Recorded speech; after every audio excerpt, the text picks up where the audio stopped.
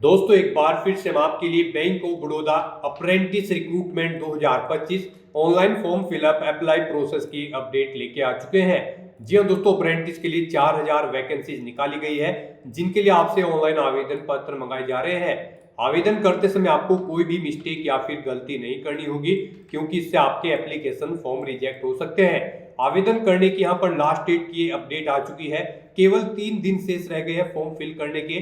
Form fill करते समय आपको कुछ महत्वपूर्ण बातों का भी ध्यान रखना होगा, तभी आपके एप्लीकेशन फॉर्म सक्सेसफुली सबमिट हो पाएंगे।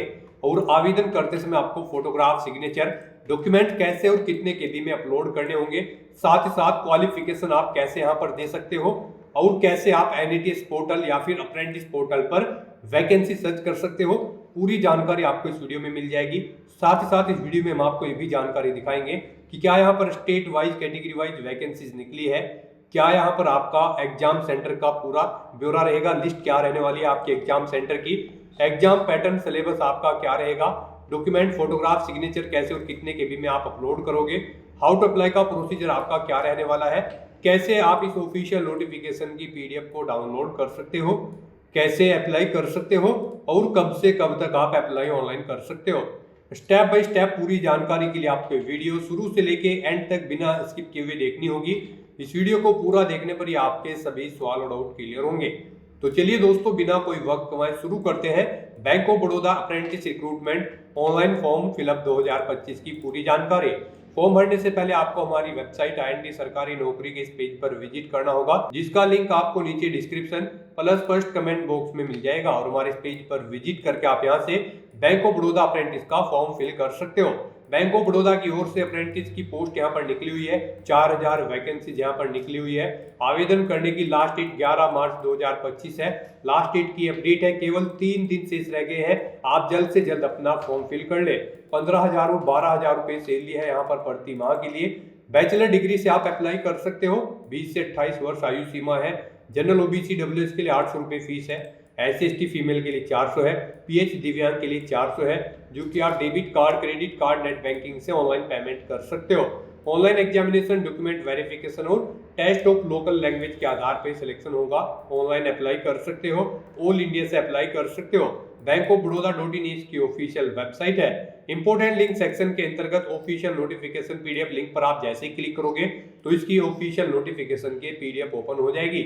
इसको स्क्रॉल डाउन करते हुए आपको वैकेंसीज इंफॉर्मेशन, एलिजिबिलिटी क्राइटेरिया की कंप्लीट इंफॉर्मेशन चेकआउट कर लेनी होगी।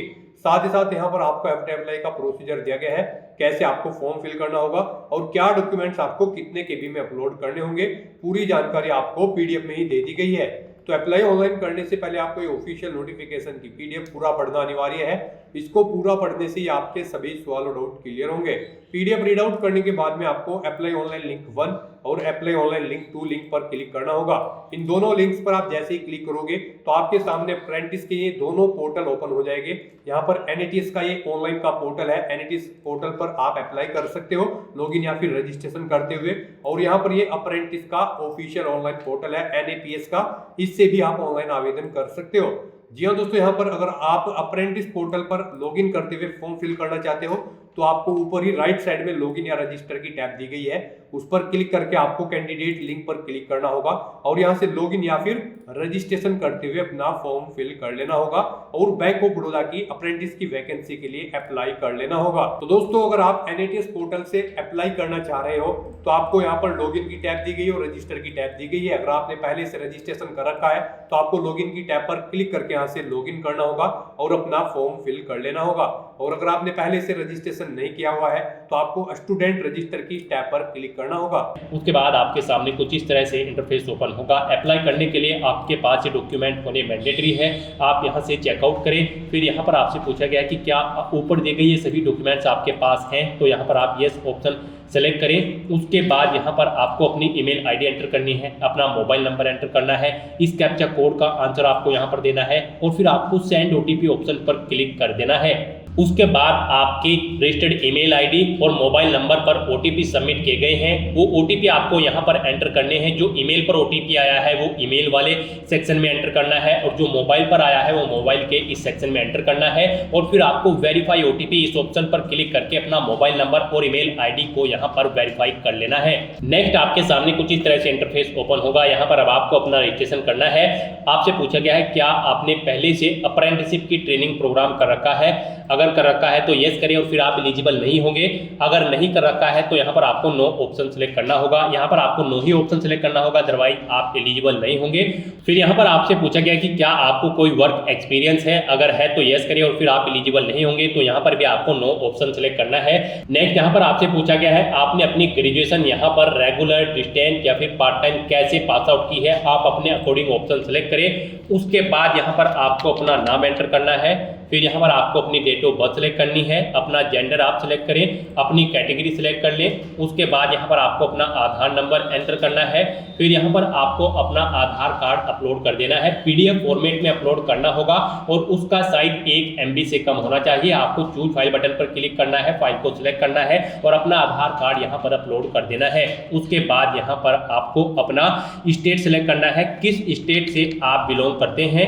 फिर यहाँ पर आपको अपना डिस्ट्रिक्ट सेलेक्ट कर लेना है। फिर यहाँ पर आपको अपने इंस्टीट्यूट का नाम सेलेक्ट करना है जिससे आपने अपनी ग्रेजुएशन पास आउट की है। आप अपने अकॉर्डिंग यहाँ पर ऑप्शन सेलेक्ट करें। उसके बाद यहाँ पर आपको इस पेज को नीचे स्क्रॉल करना है। यहाँ पर अब आपको अपना एजुकेशन का टाइप सेलेक्ट कर लेना है। यहाँ पर आपने डिप्लोमा किया है इंजीनियरिंग में या फिर टेक्नोलॉजी में, या फिर डिप्लोमा है आपके पास जनरल स्ट्रीम में, या फिर आपके पास ग्रेजुएट इंजीनियरिंग या टेक्नोलॉजी में डिग्री है, या फिर ग्रेजुएट आपने यहाँ पर जनरल स्ट्रीम में किया है। आप अपने अकॉर्डिंग यहाँ पर ऑप्शन सेलेक्ट करें। फिर यहाँ पर आप यस ऑप्शन सेलेक्ट करें। कोर्स सेलेक्ट करें, आपने कौन सा कोर्स किया है। फिर यहाँ पर आपको अपना स्पेशलाइजेशन सेलेक्ट कर लेना है। उसके बाद यहाँ पर आपको अपनी स्टूडेंट आईडी यानी कि इनरोलमेंट नंबर अपना ग्रेजुएशन का यहाँ पर एंटर कर देना है। फिर पासिंग ईयर आपको देना है, कब आपने अपनी ग्रेजुएशन पास आउट की है। उसके बाद यहाँ पर ईयर देना है। ईयर देने के बाद आपको मंथ यहाँ पर देना है, किस मंथ में आपने अपनी ग्रेजुएशन पास आउट की है।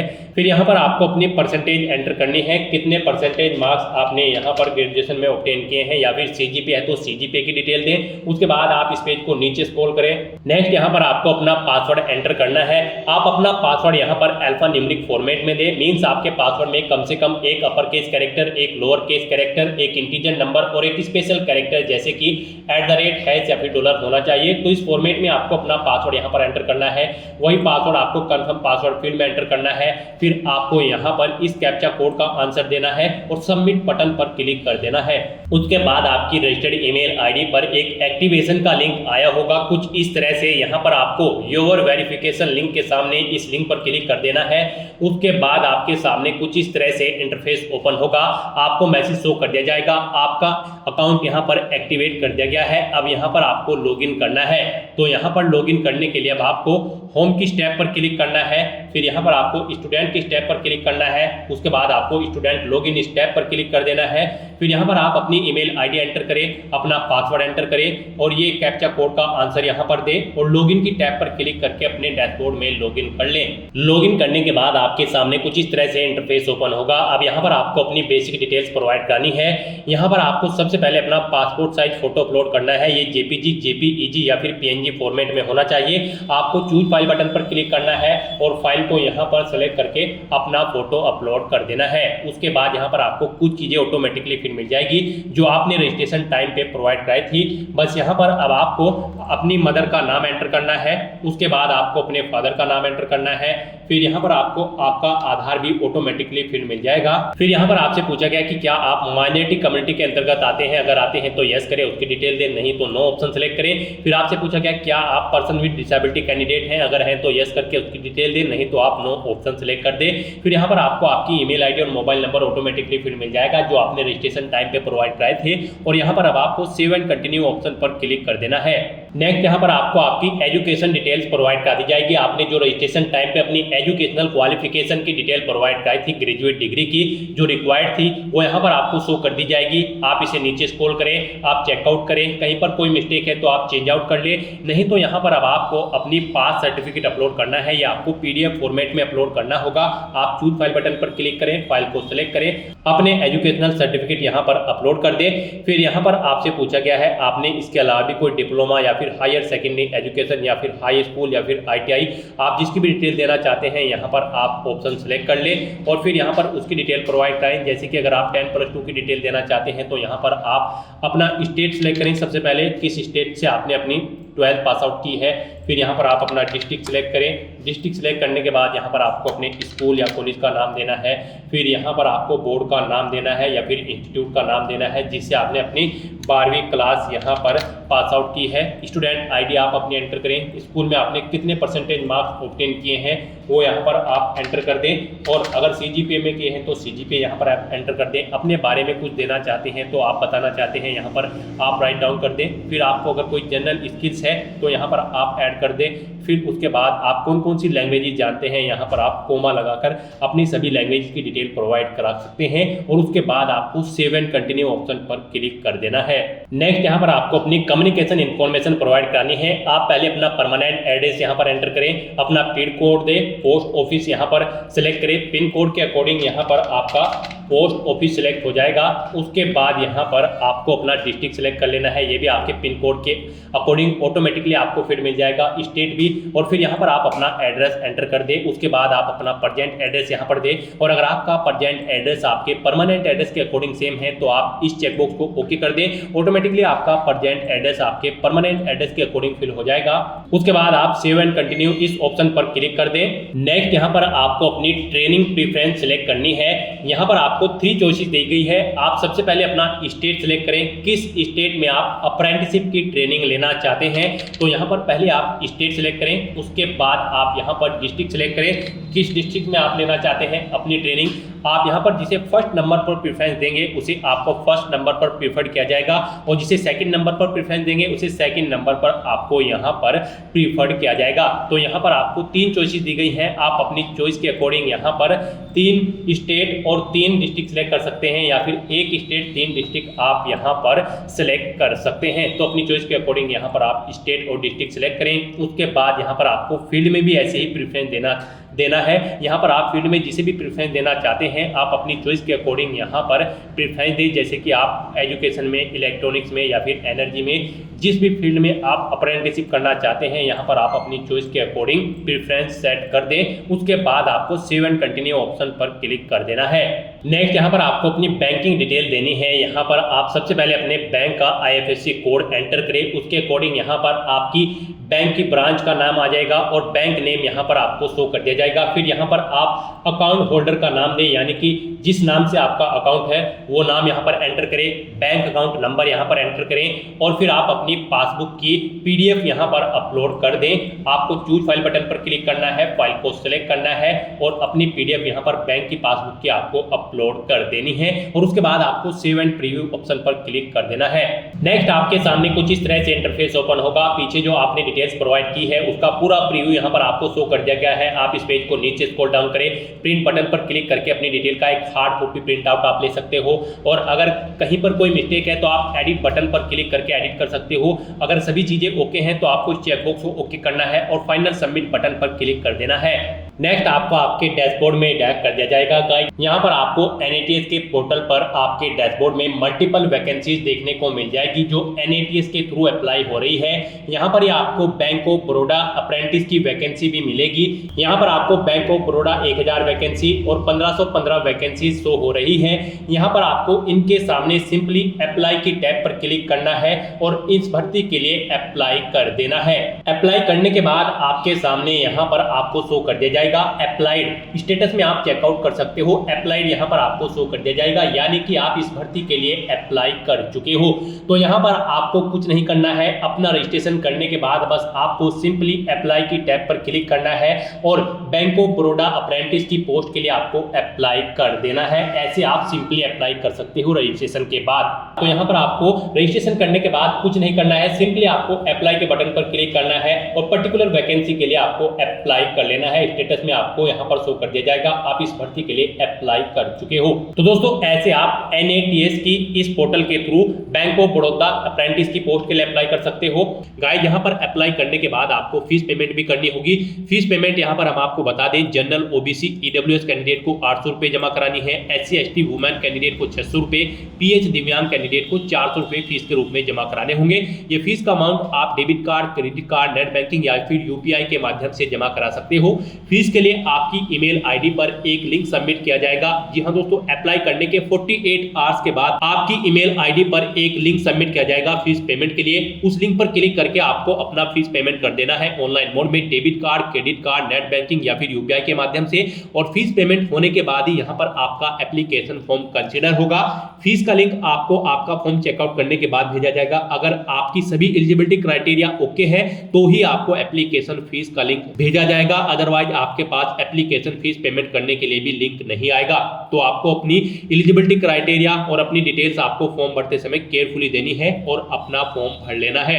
सक्सेसफुली फीस पेमेंट करने के बाद आपको अपने एप्लीकेशन फॉर्म का एक हार्ड कॉपी प्रिंट आउट ले लेना होगा फ्यूचर यूज के लिए, फ्यूचर रेफरेंस के लिए। और अगर आप यहाँ पर अप्रेंटिसशिप इंडिया के थ्रू अप्लाई करना चाहते हैं, यानी कि apprenticeshippindia.gov.in पोर्टल के थ्रू अप्लाई करना चाहते हैं, तो यहाँ पर भी आपको अपना रजिस्ट्रेशन करना होगा। लॉगिन/रजिस्टर की टैब पर क्लिक करके कैंडिडेट ऑप्शन पर क्लिक करके आपको अपना रजिस्ट्रेशन कर लेना होगा। आप कैंडिडेट की टैब पर क्लिक करें, फिर यहाँ पर आप रजिस्टर एज ए कैंडिडेट इस ऑप्शन पर क्लिक करें और फिर यहाँ पर आप अपनी डिटेल्स प्रोवाइड कराते हुए यहाँ पर अपना रजिस्ट्रेशन सिंपली कर लें। उसके बाद आपको अप्लाई करना होगा। अप्लाई करने के लिए आपको यहाँ पर अप्रेंटिसशिप इंडिया के पोर्टल पर आकर सर्च बाय एस्टैब्लिशमेंट नेम इस ऑप्शन में आना है। यहाँ पर आपको बैंक ऑफ बड़ौदा एंटर करना है। आपके सामने बैंक ऑफ बड़ौदा का लिंक आ जाएगा, इस पर आप क्लिक करें। उसके बाद आपके सामने यहाँ पर बैंक ऑफ बड़ौदा की अप्रेंटिस की वैकेंसी आपको शो कर दी जाएगी। कुछ इस तरह से आपको वैकेंसी यहाँ पर शो कर दी जाएगी। आप व्यू के इस बटन पर क्लिक करके वैकेंसीज की डिटेल चेकआउट कर सकते हो। यहाँ पर 4000 वैकेंसीज हैं अप्रेंटिस की पोस्ट के लिए। यहाँ पर अगर आप लॉगिन है तो बस आपको apply for this opportunities option पर क्लिक करना है। आपने रजिस्ट्रेशन पहले किया हुआ होगा तो आपको apply for this opportunities option पर क्लिक करके सिंपली अप्लाई कर देना है और अपने डैशबोर्ड में स्टेटस चेकआउट कर लेना है आप किस पोस्ट के लिए अप्लाई कर चुके हो। तो दोस्तों ऐसे आप बैंक ऑफ बड़ौदा अप्रेंटिस की 4000 पोस्ट के लिए अप्लाई कर सकते हो NATS और apprenticeshippindia.gov.in पोर्टल के माध्यम से बिना कोई मिस्टेक किए हुए। आज की इस वीडियो में बस इतना ही। आई होप वीडियो आपको पसंद आई होगी। अगर पसंद आई हो तो इसे लाइक और शेयर करें। चैनल पर नए हो तो इसे सब्सक्राइब कर लें। Thanks for watching.